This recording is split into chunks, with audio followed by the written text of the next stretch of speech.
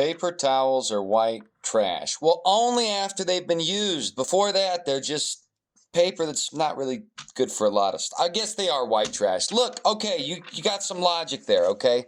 You snuck in on the back end there with some logic. Speaking of sneaking in on the back end, in this video, we're going to make a rodent, because rodents carry disease.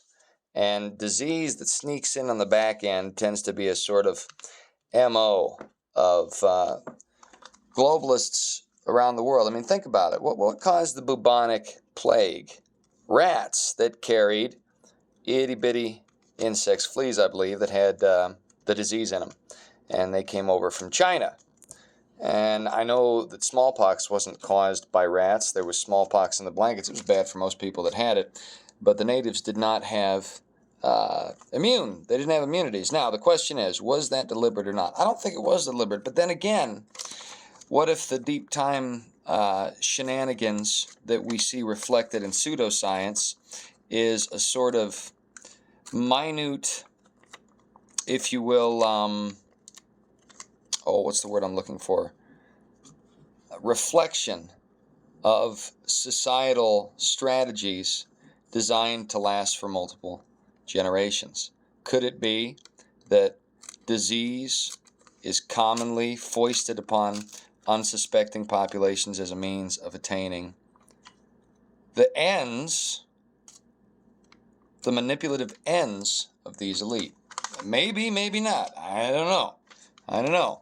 But the point is, bubonic plague came over on mice, and it collapsed society.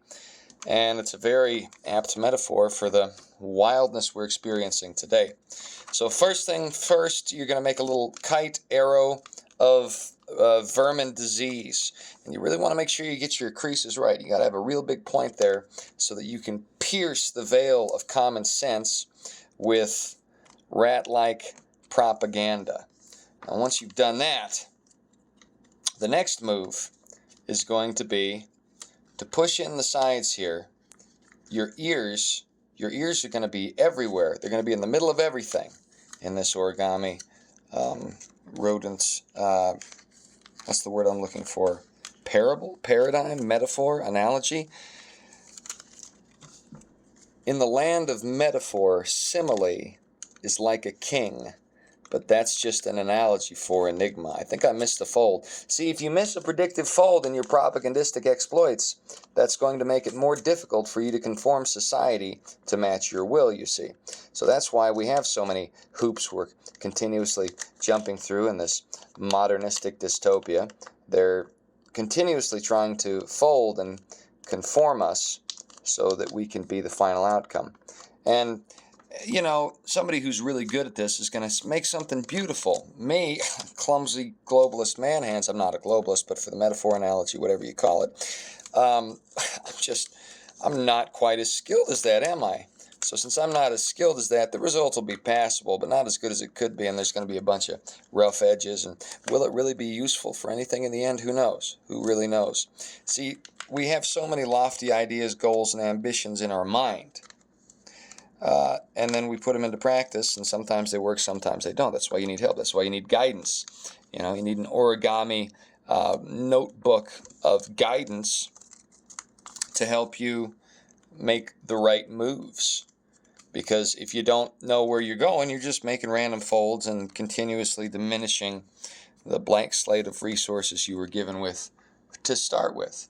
So now we've got this weird little, it almost looks like if I folded it in half here, it could be that triangular speeder out of Star Wars Episode 1, A New Hope. And in point of fact, when I was a young man trying to learn these things, I would usually default halfway through to whatever was easiest. But not this time. No, this time we're gonna see it through to the end here. Okay, so we do that, and then we're gonna fold this over, and looky here. This guy, the point needs to go right to where the crease was. See, we're always planning in advance when we do our propagandistic campaigns. One generation might be a fold, so each fold built on the next, and the next, and the next. And it just keeps going on and on. It just keeps on going. Kind of like one of those fun little romantic-ish songs. Okay, so while it's over here, we're going to do this fold. Now it's looking like some kind of, ooh, like a fish or a spaceship or a space fish ship. Oh, we're already at 5 minutes. Sorry, guys. This is a bit more, guys. Who am I talking to? Who am I talking to? Okay, so you do that, but then check it out. For extra points, you unfold the Mamba Jamba and bring it back here. You did a good job. You can upbraid society and put it back together again. Ostensibly. Can you in reality? Well, that remains to be seen. You know, maybe you can't. Maybe society won't let you do that. If you're a clumsy practitioner of the evil arts, that could be the situation. Okay, so we're going to abandon that halfway through. I am not a origami specialist, and neither are these globalist elite types really all that capable when you get right down to brass tacks and shenanigans. Okay, we did that. And then, you know what? We're gonna go quick here. We're gonna fix it up quick. Okay, there's these little pointy face, and look, oh, he's got ears. He's got ears. Like Arrested Development, she's talking about the anti-circumcision hoop. It's a Doberman. Let it keep its ears. That show was brilliant. Okay, so we've got sort of a mousy thing. Here's what we're going to do next. We're going to make a little triangle there so we can get this tail figured out. Because most mice have a tail. If a mouse doesn't have a tail, that's kind of weird looking. We're not going to go into detail and give him little legs because I'm only human. Okay, I'm not one of these really good origardists, but we do want to make it sort of square on the bottom there. And also, what you can do here, you can give your globalist paradigms a foundation that's level at least. Maybe it's not as beautiful or as elegant, but it appears as though it is from a distance. And that's all this is about, is appearance. Really. It's an approximation. Just as this is really nothing like a mouse, it's an approximation.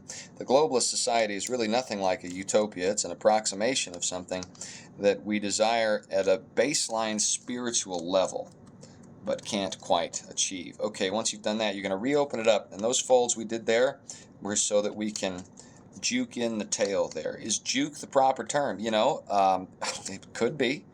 Okay, so it's looking more mousy. But then, what kind of mouse has a Dunlop tail like that? So you have to also very carefully tuck in the little tail here. And all you got to do is fold it in on itself like that.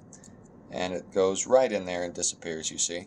So it goes there, and then it'll pop out once I get the other fold in there, sort of like a mouse's actual tail does. Because, you know, the tail doesn't always drag on the ground like that, you'll notice. Mice tend to have a skinny little tail.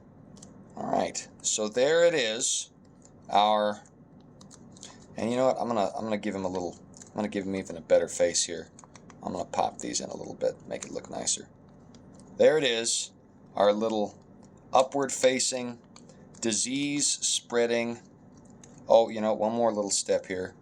If we can circulify the ears here, so they look as though they could actually take in some sound. Ooh, do I hear a cat? Do I hear the feline of truth coming to take the rodent of falseness out of this property? Maybe. I don't know. But you know what? They pop out a bit, and then, boom, we've got a nice little green mouse. Spread some disease to another country.